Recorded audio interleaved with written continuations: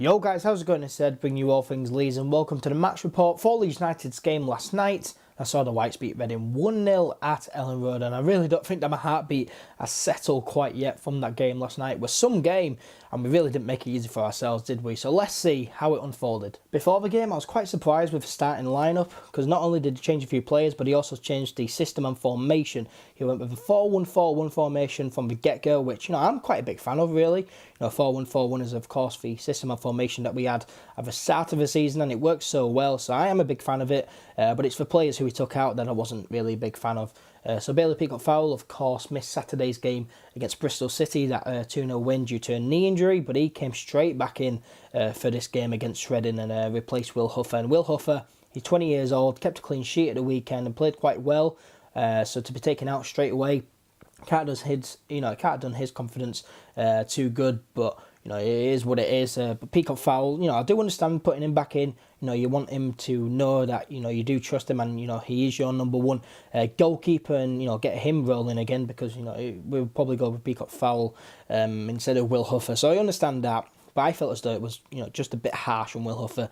I also thought it was harsh on Apo Halm as well, of course, the Finnish centre-back. He played quite well at the weekend, but the centre-back pairing last night was Cooper and Calvin Phillips, who both did really, really well, but it was Lewis Baker who was the centre defensive midfielder, and he really didn't do well, and of course got subbed off at half-time, but he could have easily just gone Halm and Cooper as centre-back pairing and Phillips as the defensive midfielder, but whatever Bielsa wants, whatever Bielsa goes with, I guess we all have to put up with it, and we're all kind of happy with it, because in Bielsa we trust.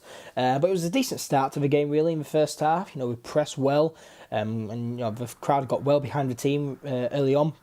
But it was pretty shocking overall, really. Reading, they attacked more than most teams who have come to Ellen Road this season. They created a few opportunities for himself, but as did we.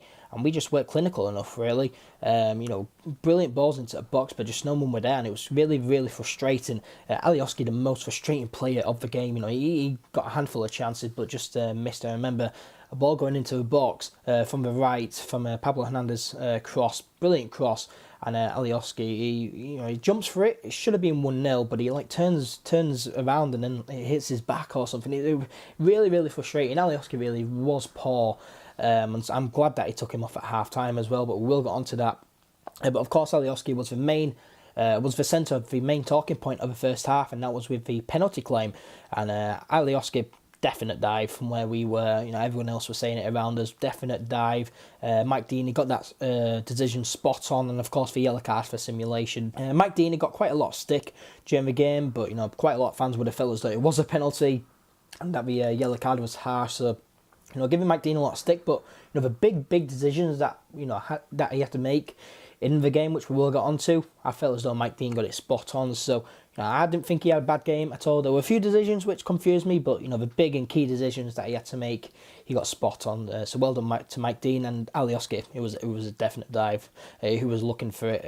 You could really, really tell that he was looking for it.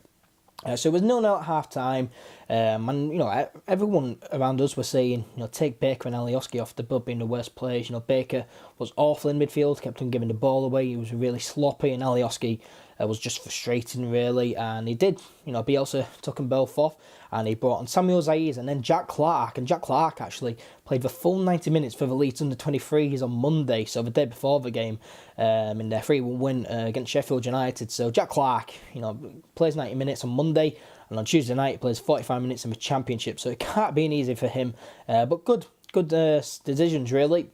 And so Phillips Cooper, they stayed centre-back, but Forshaw dropped into the centre defensive mid-role, Click and Zaiz as the attacking midfielders, and then Pablo went on the left, and then Jack Clark went on the right. And I quite like that, the inverted wingers. I quite like it, really. It worked well on Saturday, and it worked well tonight. And Jack Clark, for me, had a very, very good game, and I feel as though he deserves to start on Saturday against Sheffield United. I was really impressed with him. But that was the subs, and where we changed it for the second half. And in the second half, we were dominant for at least the first 30 minutes, really. We played well. Roof had a few decent opportunities, but the keeper, of course, denied him with some good saves, really. There was a penalty claim as well when the ball went up. one of their players hit it with their arm to punch it out, and it didn't go out of play. So that was pretty interesting to have a look at the replay of that. But, we could have scored a few, but of course we only scored one. Stuart Dallas was the man in the right place at the right time. After the keeper denied Kemar Roof, which, by the way, was good play from Pablo and Douglas on the left-hand side. Pablo Hernandez with a beautiful back heel and Douglas with a decent ball in. Roof, of course, denied by the keeper, and then Dallas was just, like I said, man in the right place at the right time to smash it in. And we're 1-0 up, we're cruising.